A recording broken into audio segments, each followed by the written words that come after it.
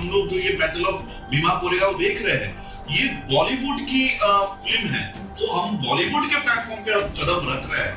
तो आगे चलकर हम किस तरह से इसको इन्वॉल्व हो सकते हैं, एक सोसाइटी कैसे इन्वॉल्व हो सकती है, और बाबा साहब के आगे आप कैसे विचार लेकर आने वाले? Bhima Koregaon, the battle of Bhima Koregaon war film है ऐसा माना जाता है, लेकिन मैं ये कहना चाहता हूँ this is not only a war film, this is a socio war film. आपको लगेगा कि ये क्या हो रहा है, और कभी लगेगा कि इसको काट डालूं, कभी आपके रोंगटे खड़े हो जाएंगे, कभी आपके आंखों में आंसू आ जाएंगे, लेकिन आप इस फिल्म को इतना एंजॉय करेंगे, इतना आपको अच्छा लगेगा ये मेरी फिल्म, और ये वाकई इस समाज की फिल्म, ये आपकी फिल्म है, ये मेरी फिल्म नहीं है आपकी फिल्म। ये कन्नड़ में, तेलुगु में और तमिल में भी डब करके इसको रिलीज करेंगे, वर्ल्ड वाइड इसको रिलीज करेंगे। अमेरिका, इंग्लैंड, जापान, ये तो 3 कंट्रीज तो ही है, थाईलैंड और भी कंट्रीज में इसको रिलीज करेंगे।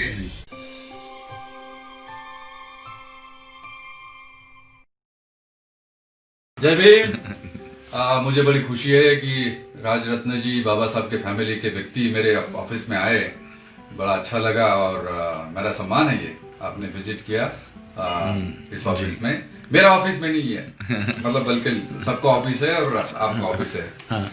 और मैं इतना ही कहना चाहता हूँ, ये जो फिल्म है ये बाबा साहब के विचारों को ध्यान में रखते हुए इसका जो नैरेटिव है वो नैरेटिव हमने सेट किया।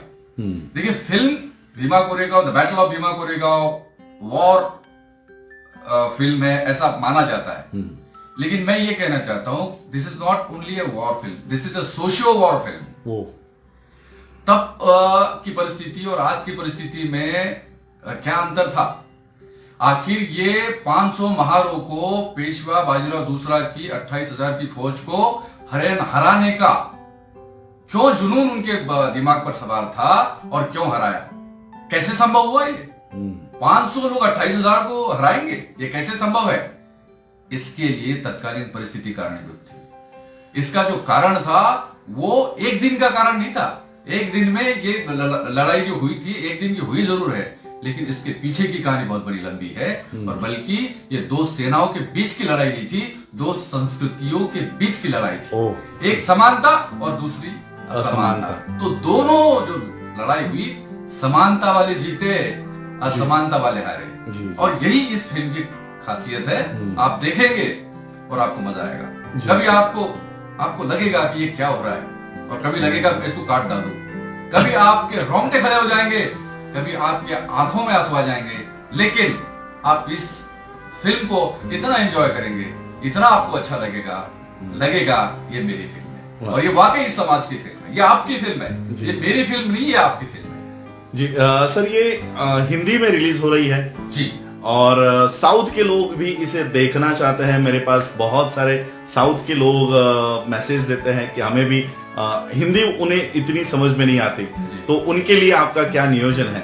मेरा नियोजन ये है कि कर्नाटका से बहुत मुझे फोन आए, ईमेल्स आए, मैसेजेस आए कि साहब इसको कन्नड़ में आप डब करो, और मैंने ऑलरेडी निर्णय लिया है ये कन्नड़ में, तेलुगु में और तमिल में भी डब करके इसको रिलीज किया जाएगा। बहुत बढ़िया। और इसे ओवरसीज में भी आपका लेके जाने का प्लान है? जी, वर्ल्ड वाइड इसको रिलीज करेंगे। अमेरिका, इंग्लैंड, जापान, ये तो 3 कंट्रीज तो ही हमारे, थाईलैंड और भी कंट्रीज में इसको रिलीज करेंगे, और ये वाकई इंटरनेशनल फिल्म है। The battle of Bhima Koregaon ये सिर्फ आखिरी प्रोजेक्ट नहीं है, बल्कि ये पहला प्रोजेक्ट है, और यहाँ से प्रोजेक्ट शुरू होते जाने वाले हैं। और सर की जो थीम है बाबा साहब के विचारों को इस माध्यम से लोगों के सामने लेकर आने की, मैं सर से पूछूंगा कि आप वो लोगों को बताइए और लोग इससे कैसे जुड़ सके, क्योंकि ये जो इंडस्ट्री है, फिल्म इंडस्ट्री, आप सभी लोग जानते हो, ये बॉलीवुड, आज हम लोग जो ये बैटल ऑफ भीमा कोरेगांव देख रहे हैं, ये बॉलीवुड की फिल्म है, तो हम बॉलीवुड के प्लेटफॉर्म पे अब कदम रख रहे हैं। तो आगे चलकर हम किस तरह से इसको इन्वॉल्व हो सकते हैं, एक सोसाइटी कैसे इन्वॉल्व हो सकती है, और बाबा साहब के आगे आप कैसे विचार लेकर आने वाले हैं? सबसे पहली बात तो ये है कि बाबा साहब का विचार अगर क्वालिटी के साथ में जाएगा जी, तो इसका महत्व और बढ़ जाता है। अब तक की ये जो फील्ड है बॉलीवुड में, हमारे समाज के लोग आए होंगे जरूर, लेकिन बाबा साहब की विचार को इतनी तवज्जो देके, इतने बड़े पैमाने पे अभी तक के बात किसी ने की नहीं है। ये पहला विषय है, और भीमा कोरेगांव जैसा विषय है तो इसको वो तवज्जो और इम्पोर्टेंस मिलनी चाहिए, ये ध्यान में रखते हुए इस फिल्म को बनाया जा रहा है। आगे भी जो करेंगे वो इसी तरह का होगा। लेकिन जैसे राजरत्न जी ने बात कही है, और वो बोला उन्होंने कि समाज इसमें कैसे इन्वॉल्व होगा। जी, समाज की फिल्म है तो समाज को इन्वॉल्व होना पड़ेगा, लेकिन समाज को भी दिशा मिलनी चाहिए। समाज को कैसे इन्वॉल्व करेंगे? मुझे फोन आए, सर मुझे फोन आए, बहुत सारे लोगों ने मुझे बोला कि साहब आप हमें भी इन्वॉल्व कीजिए जी। तो इन्वॉल्व करने का तात्पर्य क्या था कि इस पूरी प्रक्रिया में हम आना चाहते हैं। कैसे आएंगे? देखिए अब ये इतनी बड़ी फिल्म है तो लोगों को देखने की सुविधा इसमें होनी चाहिए। मतलब एकदम सबको लगेगा मैं देखूं। थिएटर्स कम है, थिएटर्स कम है, लोग ज्यादा है, तो फिर उनको देखने को कैसे मिलेगा? तो यहां हमारे लोगों की भूमिका है।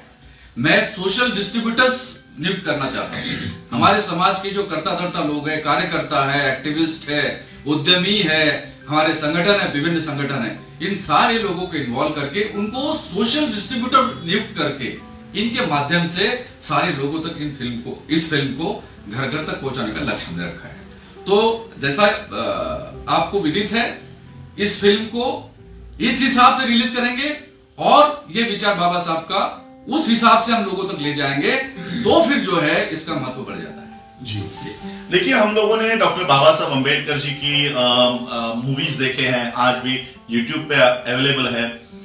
जब्बार पटेल जी के डायरेक्शन में ये मूवी बनी, लेकिन ये मूवी थी गवर्नमेंट फाइनेंस।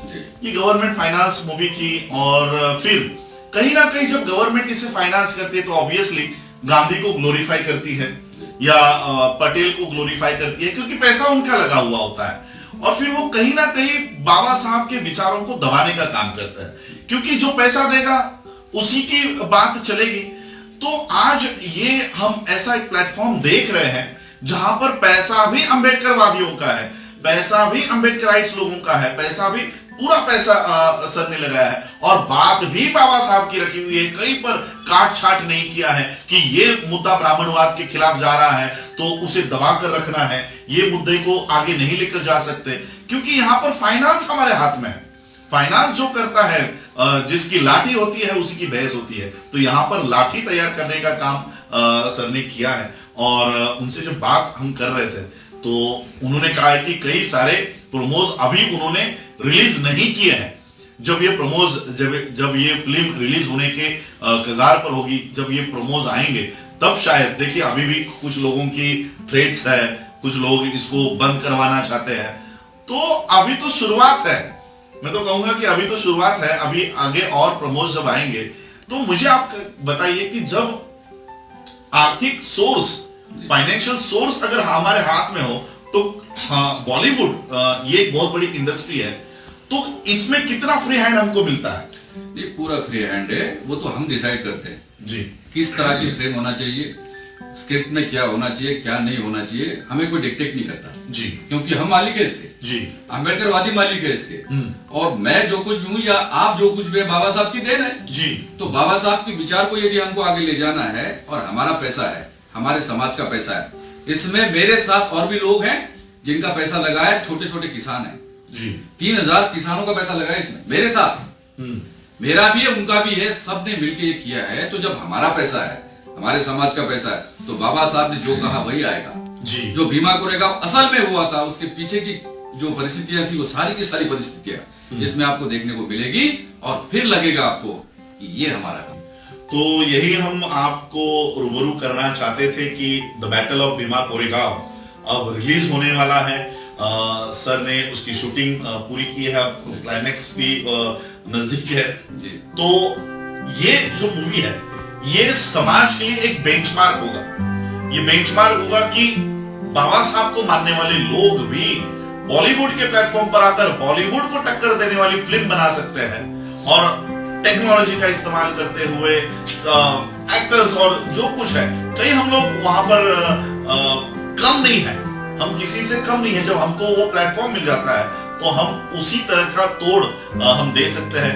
ये भी एक बैटल ऑफ भीमा कोरेगांव के पीछे एक बेंचमार्क सेट हो रहा है और आगे चलकर इसी तरह के बाबा साहब के विचारों के ऊपर आगे और हम लोगों को रमेश टेटे जी की ओर से ये सब्जेक्ट्स देखने को मिलने वाले हैं। तो मैं आप सभी लोगों से कहना चाहूंगा, चाहे जो लोग मुझे भारत भर से सुन रहे हैं, भारत के बाहर से सुन रहे हैं, इस मूवी को एक एंटरटेनमेंट का या मनोरंजन का साधन नहीं, हमारा इतिहास क्या है और जो समता और असमानता के बीच जो एक लड़ाई हुई है, उस लड़ाई को, हमारे इतिहास को पहचानना जरूरी है। और वो इतिहास, बाबा साहब कहते थे कि जो अपना इतिहास नहीं जानते वो इतिहास क्रिएट नहीं कर पाएंगे। तो ये इतिहास जानने का एक नया जरिया ऑडियो विजुअल के माध्यम से, मूवीज के माध्यम से, थिएटर्स के माध्यम से आप लोगों के सामने सर लेकर आ रहे हैं। तो आप सभी लोग सर का जो प्रयत्न है, कोशिश है, उसे सराहिए, उन्हें प्रोत्साहन दीजिए। इतना ही कहते हैं और रुकते हैं। जय भीम, जय भारत, जय बुद्ध। जय Bhim. Thank you sir. Thank you.